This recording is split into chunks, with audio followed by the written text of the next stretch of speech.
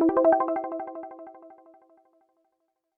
I'm Dr. Melanie Denton Dombrowski. I own a practice called Salisbury Eye Care and Eyewear. It's in Salisbury, North Carolina, and we have a YouTube channel if you want to check that out. But this video is for Optometry Times. I wanted to talk a little bit about my amazing team and kind of how I have handled keeping in touch with my team throughout this whole pandemic, COVID-19, and all the closures that have occurred because of it. So first of all, a little bit about my team. My team, I have 4 of them, and I started 4 years ago, and it has been quite a ride to get to this team of 4. But my team, I can honestly say, is the best team I've ever had. They're so well trained. I have natural born leaders within my team, and they're just kind and wonderful people who love working together. Who do so very, very well. And we've worked really hard to train them both in the technical aspects and kind of the service aspects of my business. And so they're just great people.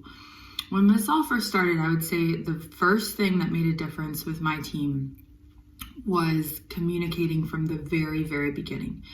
It is so critical as a leader to talk to your team, to let them know what's going on.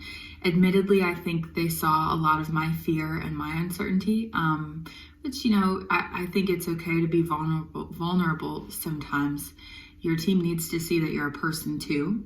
I do think that's one of our great strengths, is that my team, I think they would tell you that they respect me greatly and they trust in me and know that I'm doing my best for them and for our practice. So we kind of had that foundation as a core. But when this all started, I was very forthcoming with all the information I knew. I know they all wanted answers right away, and I couldn't give that to them, but I was as open as I could possibly be. When we did have to close down, again, I had personal conversations with the folks that were going to be affected more greatly than others, and then a team conversation, and reiterated what our goals are and, what our mission is at the office, and that we will be back. This has to be temporary. The second thing I did was, and continue to do, is support them throughout. So it's critical to me that they know the resources that are out there, that I'm helping with that actively. I know nothing about the unemployment system. I know nothing about the stimulus checks, and they don't either. But I'm traveling that road with them and helping them throughout every step of the journey. Most of the times I don't know the answer, but I think the fact that I care makes a difference. The third thing is that we've initiated team Zoom calls, and we do that every single Friday.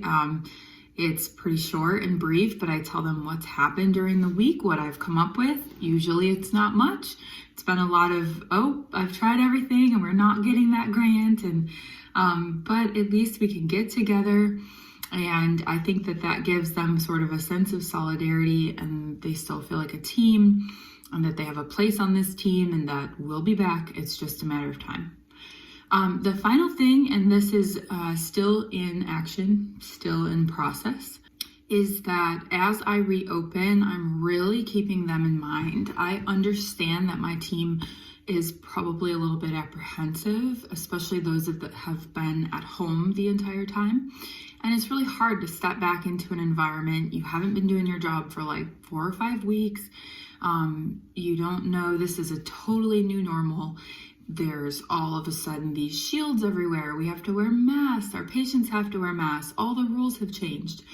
And so what I plan on doing is not seeing patients for those first couple of days.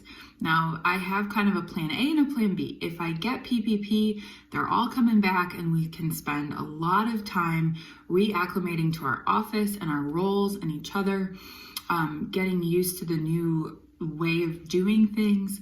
But even if we don't get PPP, my plan is to take several days and just spend that time with my team and make sure everyone is extremely comfortable before we get started again.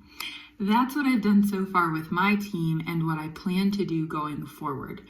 I would love to know what you're doing with your team, how you're choosing to lead them through this time, little tips and tricks you have for me. Feel free to comment. I'd love to start that conversation, and I'll see you next time.